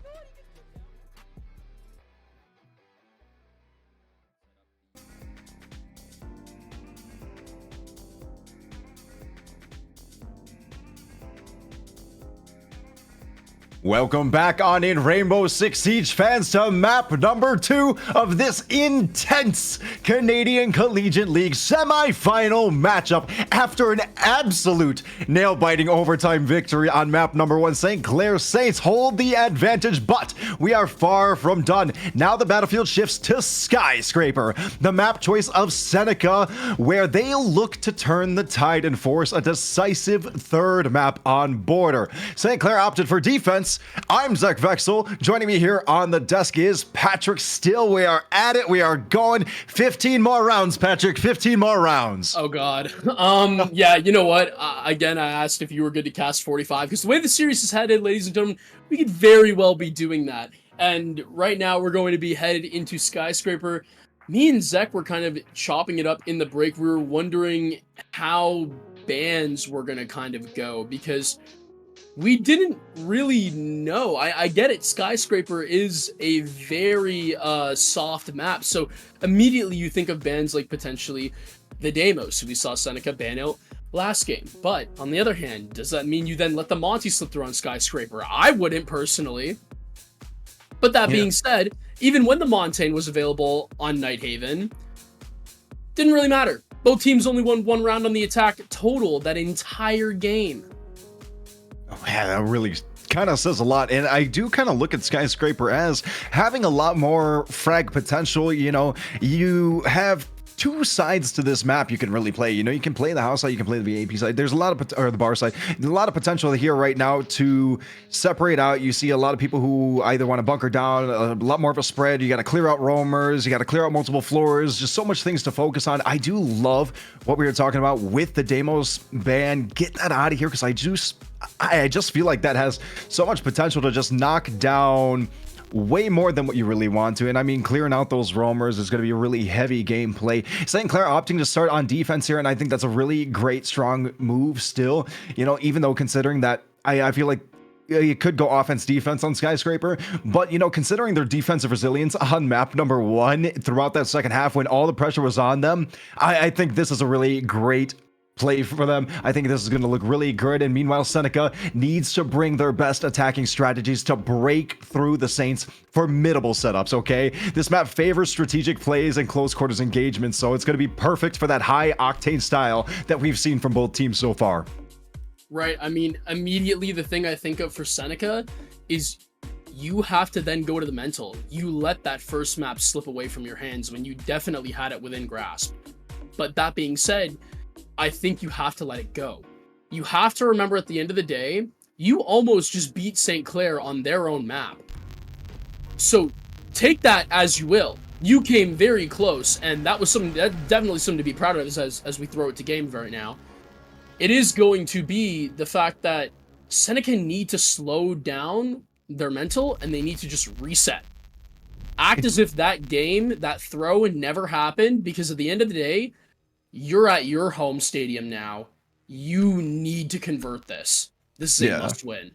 And, you know, I really am one of the big confident people who can say, like, we can't pin it all on one play. We can't pin it all on one person. You know, it was obviously a very team collective thing. There were a lot of different situations where, you know, you're in that match point scenario. Hey, we can bring this, but we can just, I can't even say we can bring this back. We could just close this out. I should really be saying.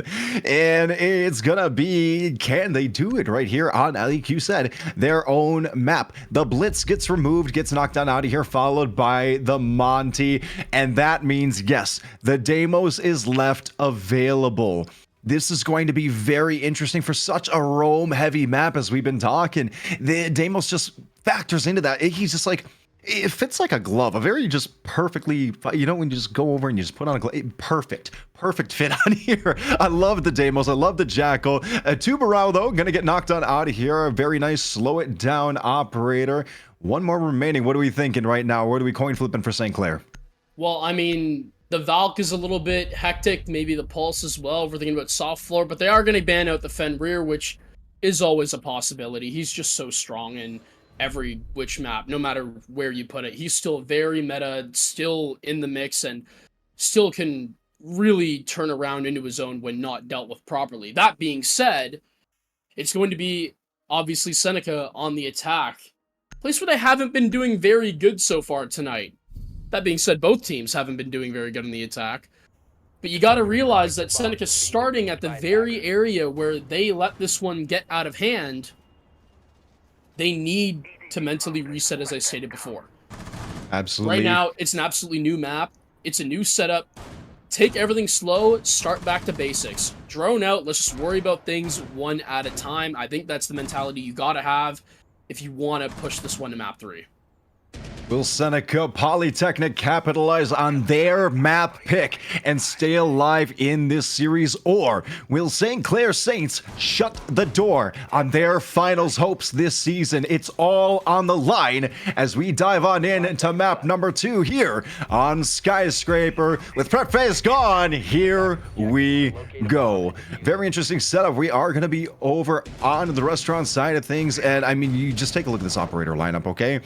We have the Azami, we have the Warden, 2 operators who move around quite a bit, but you know, the Capcan is someone who you kind of attribute as a little bit more of an anchor style, but I feel like he just falls into that roamer category way more. You want to get around, you want to set up your Capcans, traps, you want to just be an omnipresent figure around the map, and I'm really interested to see what the approach is here from Seneca, because we were talking a whole lot about Deimos, and you know, in my head I'm thinking too, like Jackal kind of fits that opportunity. I mean, who else do we, I can keep going down the line of roam clearers, and I really don't see many of them. I mean, I see a good fragger with the Ana getting picked up, but what are your thoughts here? I mean, the problem with the Deimos, and I was going to say the Dokebi as well, is the fact that there's a mute on the board for the side of St. Clair. Right. So, to be fair, that's a big counter to both of those operators coming through. We were wondering about why maybe the Deimos ban might get picked out.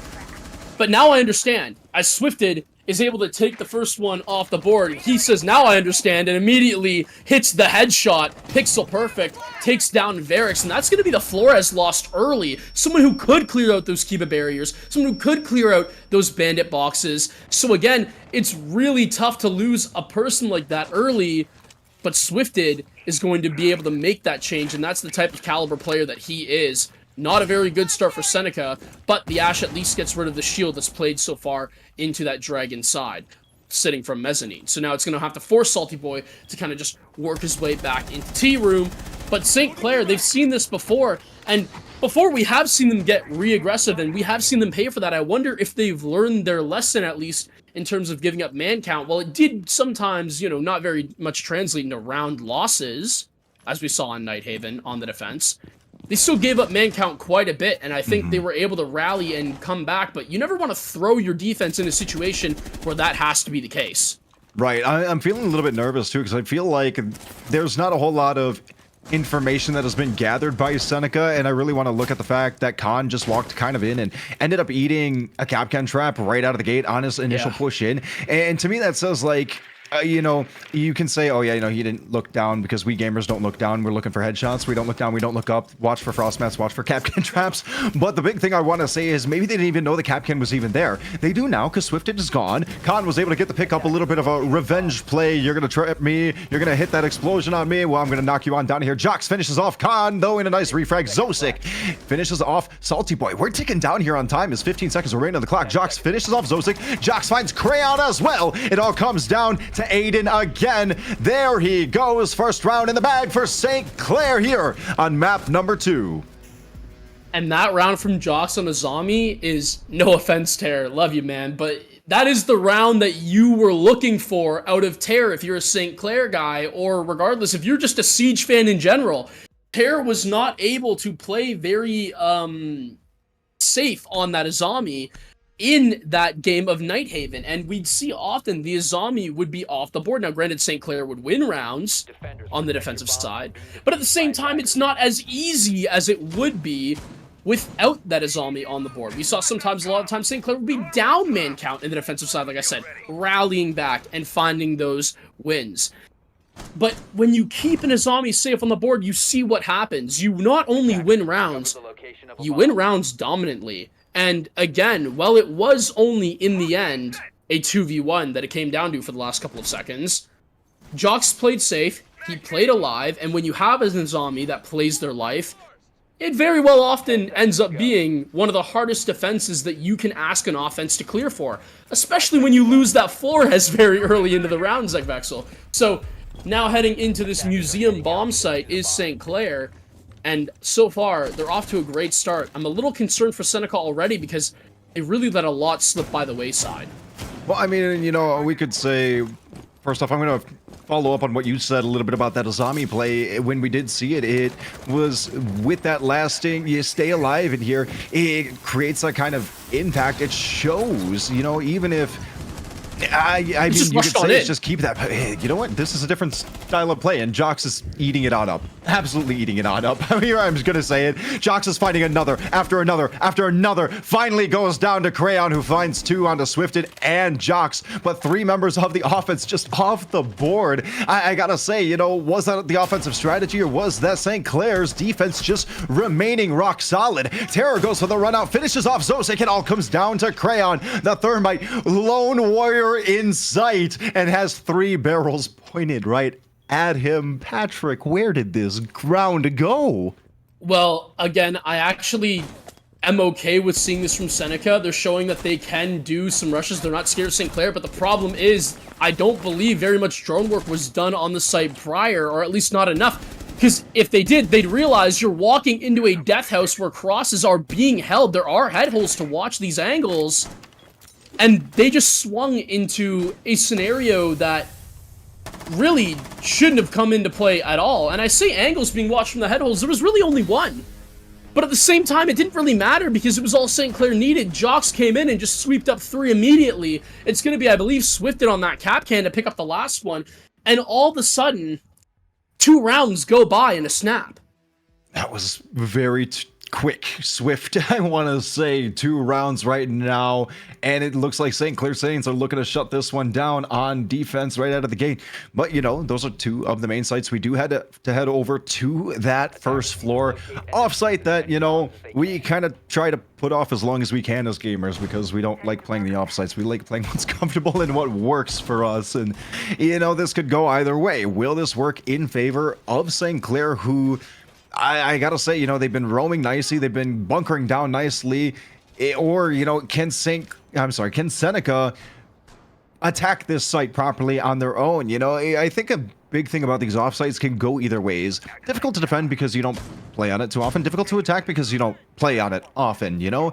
So how is this going to come down to with with St. Clair just kind of leading this dominant charge, kind of putting themselves real nice and firmly in the driver's seat here on Skyscraper?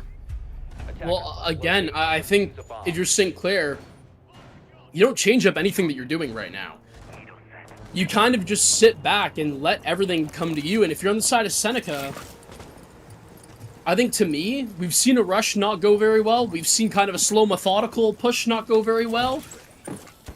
I think you really have to try to focus on getting anything free that can come to you. And I think, honestly, right there, that was a very close one. I think on that makeup wall, the bandit on the side of Salty Boy was almost being able to get taken down. Use the fact that you have 2 players right now that can take advantage of the fact that Salty Boy's in makeup room, but then again, Geisha's now going to be occupied by the Mira in Terror. So if you're in the attack right now for Seneca, I think the problem is there's simply just been too much util that you haven't been clearing out. And I think the emphasis goes on these mute jammers. They've been not allowing Seneca to grab any intel, so they're walking right into their own traps, time and time again, at least for this game. Mirror window gets taken down in makeup, and that should be the second one as well that maybe gets peeked onto, but it's not necessarily a safe one to go off of. The Saints are still having quite a big upstairs presence. Seneca cannot let this go by the wayside. You know, I'm going to agree with you completely, and I do really like the previous round where Seneca pushed themselves in there. I see that as like an adaptation to a strategy. I want to, you know, I wanted to see them change something up, and honestly, that was something new that we haven't seen in both games so far, or both maps, I should say, so far from Seneca. So it was nice to see. It was a nice change of pace, but the problem is now we gotta, you know, like you said, get a little bit more information, flesh this one out a little bit more. There's life to be had there, but let's go ahead and close this one out. Let's finish it on, or let's make sure we're checking off all the boxes, I should say, before we just go in for the execute. 1 minute remaining here on the clock in round number 3. Only one person off the board. It is Crayon for the offense for Seneca. Everybody else kind of pretty in a healthy spot, I should say. There's the 60-second mark, time ticking down, and still, like you mentioned as well, St. Clair just kind of holding a very nice foothold upstairs. Swifted does go down to Zosik, though. That's a powerhouse knocking down a powerhouse. Do we see the return of the map 1 Zosik? Well, I mean, for Seneca's sake, I really hope so. It's going to be Khan and, again, Zosik who are going to try to establish a pinch here. Zosik's going to find the first, and Aiden's going to find the second. And all of a sudden, Seneca are looking good and back in the front again. Now, just as I say that, of course, I got to caster curse them. Kinger and Jox are going to be able to find 2 apiece, but they still have to play this diffuser, and they haven't dealt with Zosik left, who's holding a great job on restaurants just, but the C4's going to come out, and Zosik, he has to swing on the diffuser. It's getting diffused, but no, it's not vaultable. The wall wasn't vaultable. He couldn't get into makeup where the cross would have been found. The angle, it wasn't achievable. And St. Clair have gotten away with one. Wow. Oh, man, that is... shoot yourself in your own foot. Yeah, I don't know, a scenario. There, the hole was there. It was so believable. I thought he could go through it too until I see the left, right, left, right, left, right. I'm like, oh no, oh no, oh no, you know? But that nitro right there, I think, was so insanely clutch because it really prevented Zosik from just getting set up in the first place to defend the diffuser. It just came at such an unfortunate timing for Seneca. And now here we are, 3-0. On defense for St. Clair. They are really just keeping the pressure and just keeping the momentum from the previous map, from their last half on the previous map. So far, so good.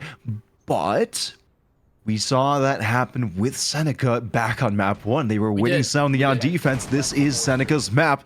Not going to hold my breath, but I will say, so far, I'm really liking what I'm seeing out of St. Clair.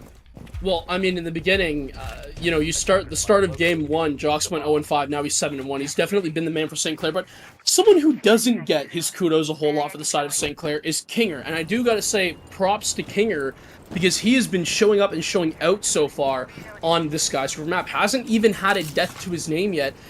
3-0 right now for St. Clair. And man, anything could be going the way of Seneca or St. Clair at this rate. Terra's going to go for a risky jump out, a fast-paced play that, you know, Terra is not one to be a stranger to. This time, it's not going to work in his favor, as I feel like most tonight haven't. It's going to be the footholes into makeup that aren't going to be shot out. Swifted's going to be taken down by Varix, however, and all of a sudden, like I said before, Seneca looked good, and with a decent start. St. Clair played a little too aggressive, and they're kind of just continuing this aggression into upstairs. It's going to be Salty Boy, who hasn't moved yet, but all of a sudden, 3 picks right in for St. Clair! It's off the back of Jox and Kinger and Salty Boy. The 2 players from St. Clair remain so consistent, have simply put them back into this round. The Thatcher's gonna go down as well. The res happens, but the sound's been heard out. Surely the Warden's holding this right now in karaoke very closely, but it's a good job by Salty Boy to not peek out into it. It's going to be Jox who finds yet another one. They cannot stop the man. And again, Jox is just getting away with playing his zombie safe and playing his life. When you play a zombie safe and you don't play aggressive, good things are bound to come. This is literally proof in the pudding of that. And on the side of Seneca, it's heartbreaking a round that I believe they should have had yet again. The drone being sent out, Salty Boy with a little bit of a potato on the SMG-12. It happens sometimes even to this caliber of players. But now it's simply Aidens who's trapped in Geisha. The second he tries to make a move, he's gonna get shut down. And Jox is single-handedly almost pulling St. Clair into this lead. He's had good stuff happen from teammates, but the talent of the man cannot be ignored. He is going absolutely ballistic And it is no surprise on 10-1 that if you're man. Seneca, you need to call a timeout. I am still recovering myself from what happened. I don't blame Seneca for taking this time out. They're in the thick of it. They're the ones playing it. And I'm sitting back looking at round 4 right there, round 3 as well, where I'm seeing momentum from Seneca. I mean, you can even say in round 2 where they rushed on in there and they were trying to change up their pace. They were doing... Okay, I'll attribute this next saying to round 3 and round 4. They're looking really good at the start of these rounds. They're finding the picks they need. They're finding key opportunities. They're gaining pressure on the map. And then what happens, you know? It just seems like it all comes tumbling down, you know? Like somebody just, I don't know, blows on the right Jenga piece and it there goes, you know? The whole tower just collapses. And you know, I think that round really exhibited that. I'm still trying to process the fact that they all died. You know, I don't think there's a better way to put it than they all just died. I think what needs to happen for Seneca is there needs to be more drone work around where St. Clair has set up their crosses and power positions. Because right now, no matter if they find the first or second pick, they're not even going in. So, like, that is the craziest thing, Zach, is on paper, Seneca's not even playing this attack bad if you break it down round by round. They're sticking together, they're not giving up isolated picks, they're making sure they double up. But the problem is when they get that first or second pick, they don't reset, they don't drone out. And because of that, they're walking into crosses that St. Clair have had set up that you could be aware of, but they aren't seeing them. They walk into them as large groups and they're not looking in the right spots because they haven't had that intel, and St. Clair are taking advantage of that. It's something so simple yet so complex that you need to do as a team going up against the St. Clair defense. And you can say that maybe this is a bit of a reach from me, but I think I'm seeing it happen time and time again, specifically with Jox and the Azami. They don't know where he is. There's not enough drone work being done on his position, and he's able to hold these crosses when his teammates get picked off, as well as other players on St. Clair, and they get refrags because of it in clusters, and that is not good. Exactly. It's just showing so well how important it is to keep an operator like that alive. And, you know, it could be Jox, it could be Terror in the previous map. Either way, when we saw a character like the Azami, I will point out the Azami itself in the rounds that we did end up seeing it, staying alive into those latter seconds, into those very final moments, you see just the impact it is. I mean, you could say, yeah, you know, players staying alive impact the round later on. Yeah, sure. But having a util character just be there to slow down when things are just hitting the fan and a team's trying to rush on in, and, you know, congrats. Now you got to break through one Azami barricade. Now you got to break through a second Azami barricade. Now you got to worry about walking in here because your feet are showing. Speaking of feet showing, Zozik, your feet have just been blown right off. Terror is going to find the Nitro onto Zozik. Payback from map number 1. And now man advantage in favor of St. Clair Saints with 60 seconds to go here. Again, you got to push in, but look at the heavy util right now that they have to go into. The Capcans, the Legions, there's so much they got to work out for, and they got to watch out for Kinger, who just knocks down Varix.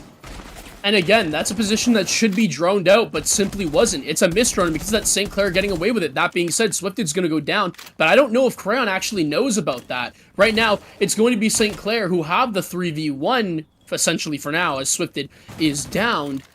But the damage has been done. They lose the IQ early. Because of that, they're not able to find any intel on any electronic gadgetry, whether it be Capcan traps, goo mines, but none of that even mattered. None of it came into fruition because simply St. Clair get away with not being properly droned out yet again.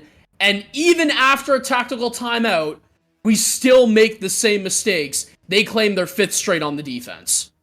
You know, I mean, I gotta say, in this scenario, back on map number 1, I don't want to keep relating it, but, you know, I'm still not saying it's out. Yeah, a victory. Exactly. Yeah. I'm not going to say it's out. No. I'm just saying right now is that the problem that you do when you, or I should say, the problem when you look at the grand scheme of things, when you do compare the two maps, is that St. Clair had a victory earlier on in the series, and it was kind of a nice foothold, okay? Here, They could've- yeah. they're riding off of the momentum of the previous map win. 5-0 now here on map number 2. It is momentum. It builds up. And I think you've said it yourself. We've said it ourselves here very clearly. This is a team that strives on momentum, that builds off of momentum. They build each other up. They'll tear each other down just the same. But when you have them, when you let them cook and you let them feel good about themselves, I am really gonna hold on to this one right now and hope for the best for Seneca. I know they can collect themselves. They showed us how well they can play in round number 1. I'm sorry, map number 1. But now when you let a team who's as momentous right now as St. Clair just build and build and build, what is your plan? You gotta adapt. Right, and again, you know, I like that we're bringing the Dokkaebi to clear out these positions, but they have the mute still on lock. So it feels like almost no matter what Seneca tries to do, it just all comes back to the basics. They need this drone work to pan out for them. They need to find these St. Clair players and pull them out of these positions. It's a good start as they find, I believe, the mute as Kinger on Shrine right now. Last seen on Mezzanine for when that drone spotted him. He's going to rotate back down to T-Room. That being said, 2 minutes left in the round, and the bomb site's all the way down in Barbecue. And again, like you said earlier, St. Clair, the difference between this is that St. Clair won 5 rounds straight. Seneca didn't even take the tertiary bomb site away from them, and it's not going to go the same way if you keep this up. It's going to be Salty Boy who re-aggresses. We know there are players playing right now aggressively in Drum, and yet one person takes a gunfight isolated and dies for it. That should not be happening. And right now, Salty Boy is getting away with murder! He's gonna finally go down! But the damage has been done! That's the ace gone! The ash is gone! Terror's gonna find one! St. Clair cannot be cleared off this roam! And Terror is going to instill his very name into Seneca! Jox gets the cleanup, giving the defensive round to St. Clair. Give the half to him, why don't you? And make it flawless at that. Make it flawless. Hold on. I got one more thing to add on top of that. It's called match point. Not just called match point, but series point. This is it. It all comes down to this. Exactly. Season point. Seneca, you have to win every single round of defense. Can you do it? Can it be done? Look across from you. They just did it. St. Clair just did it. They showed you it can happen. You showed us back on map 1 that you can play in this collected manner even when you're on defense, okay? But as we're saying right now, it all comes down to this. With St. Clair closing out the first half on Skyscraper with yet another win. An amazing win on round 6, putting themselves on match point in the semifinal. Her defense has been nothing short of stellar. Seneca is struggling to find answers, but with side switching, Seneca now faces a monumental task to claw their way back against the Saints. Time is ticking down here in prep phase. We are jumping in to match point. Semifinals, St. Clair versus Seneca. Well, I gotta say immediately, it's all on the fact that Seneca have to lock in. St. Clair had to form their own comeback on their own map pick, and we're clearly seeing the same thing has to be said for Seneca. That being said, this extra round is so big because Seneca does not have a buffer. They don't. You slip up, you misplay, you let that one op go potentially, that's it. That's your season, and that could very well be the start of it. Because Kinger just found a free pick, I'm gonna say it, a free pick onto the man who I'm going to say is Seneca's best player so far this series, on a time-dependent utility operator like the Legion. This is not the start you needed on the defensive side for Seneca, and the mental from St. Clair might be rolling. That train is not stopping anytime soon. Salty Boy with the second. Give one to Kinger. This is going all wrong for Seneca. St. Clair, they're not wasting any time. They might close this one out right now in 7-1 fashion on Seneca's map pick. 2 members remaining. I'm seeing things we were talking about way long ago, okay? I'm talking way back in bands, the Deimos on Swift, and the Ying, who I've been mentioning this whole time back in between these games. We have a minute and a half to go, but good luck, have fun. Terror does get knocked down by the Super Shorty. Khan able to pick that one on up, but it's 4-2. Swift does go down, though, to Khan. We're seeing a little bit of life, but Jox is gonna finish off Aiden. Good luck, Khan, I'm saluting ya. 1v3. 1 member with 6 HP, 1 member with 39. You're getting a nice phone call. St. Clair is calling. They want to go to the finals. The diffuser is down. You have to retake site against 3 members of St. Clair if you want to see it. And that'll do it, ladies and gentlemen. St. Clair secure the victory, taking the series, punching their ticket to the Canadian Collegiate League Finals. Their dominance on Skyscraper has looked phenomenal. A 7-0 sweep. Jox swifted per today, proving absolutely that they are some serious top fraggers across both these maps, and proved way too much for Seneca. I mean, what's there to break down there? That was probably the last thing I expected to see on Skyscraper. A 7-0 to clear it up. We were talking in the break. We were saying stuff like, oh, on the offensive side, you don't want Swifted on the Deimos, do you? But at the same time, you want to ban out the Monty, you know, blah, blah, blah. Swifted had a good round on the Deimos, obviously, as, you know, I would have figured he, you know, has. He's a great Deimos player. But at the same time, that wasn't even what the story of the game was. Like, I was saying that because I was over here thinking, okay, I'm expecting, like, you know, a 3-3, 4-2 split maybe, because it is your map. I'd expect you were able to take some offensive rounds. Granted, St. Clair weren't really able to do the same on their own map. We've seen really 2 teams that are insanely good on defense, but I think the story just goes to show Seneca sadly just didn't do the one thing that we talked about was going to be the X factor, and that was let go of the fact that game 1 ended in a throw and focus up and realize this is your map. You chose this. You need to secure it. You let St. Clair go off the leash, but to be fair, you can't hold that to yourself. It wasn't your map. Yes, it's tough. You had them on the ropes, but at the end of the day, you have to admit it wasn't your map, right? And you dragged them to 15 rounds. You have to mentally reset if you want any chance against the St. Clair team, because I talked about it before. When they are hot, St. Clair, they roll with that wave, and they just keep going. They're like an unstoppable train. They need something to slap them in the face. And Seneca had the chance very well to do that, but the switch from Terror on the Azami went over to Jox. Jox played a lot more safe with it. And I think that was really the key there. I had talked earlier about how getting early picks onto Terror. I remember I talked about it in the pregame, did I not? Right. I said getting early picks onto Terror will convert into possible round wins for Seneca. They did that in game 1, and that's why they were able to keep that one so close. But it especially hurt that Terror was on that Azami. When that switch happens and Terror can die as a bandit, peeking into stuff aggressively, he wasn't dying all that much. Yeah, sure, sometimes he'd die on that aggressive peak. But at the end of the day, he's the bandit. He's already got all 4 of his boxes down, and if he's not required to trick anything, he's already done all he can for the team util-wise. He can move. Exactly. The Azami playing safe there, it was simply too much for Seneca. They got through the first wave of util. If they were lucky, they didn't lose anyone by then. But the problem was they then didn't mentally reset and drone out Jox in these power positions. They paid for it. Is there anything else I need to say? The man went damn 13-1.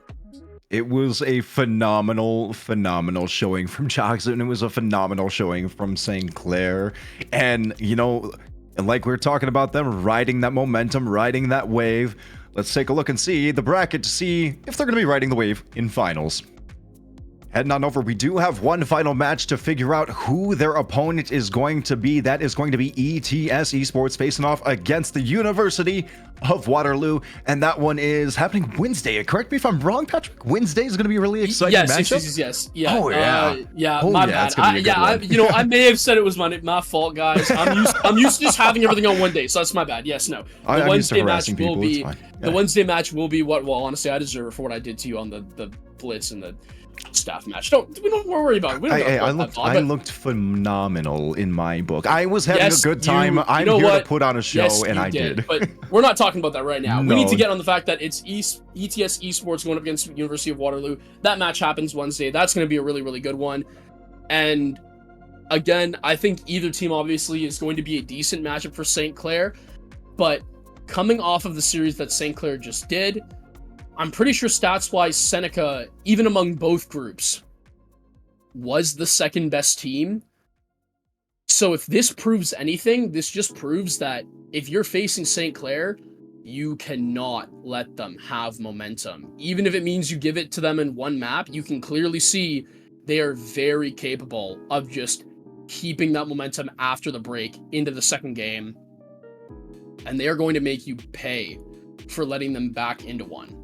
Absolutely. Congratulations to St. Clair on an incredible performance, okay? Showing resilience in map number 1 to fight through such a difficult position, and then precision throughout match number 2 in that map, just looking absolutely phenomenal. Commendations though to Seneca. You know, they put on a phenomenal performance, they put up a great fight, they delivered some really thrilling moments, and I'm really hoping to look back to see if we got some great clips on there. Zolciak looked phenomenal back in map number 1. A huge shout out to him as well. Really just doing his best to lead his team out there in the kill column, but the entire team over there from Seneca looked great as well. The Saints are going to be moving up to the finals. Can they carry this momentum to the championship? Stay tuned. We will see you guys on Wednesday as the stage is set for an epic conclusion for our bottom set to see who is going to be facing off against St. Clair in the finals. My name is Zach Vexel here on the desk tonight alongside Patrick. We want to thank you all for coming on out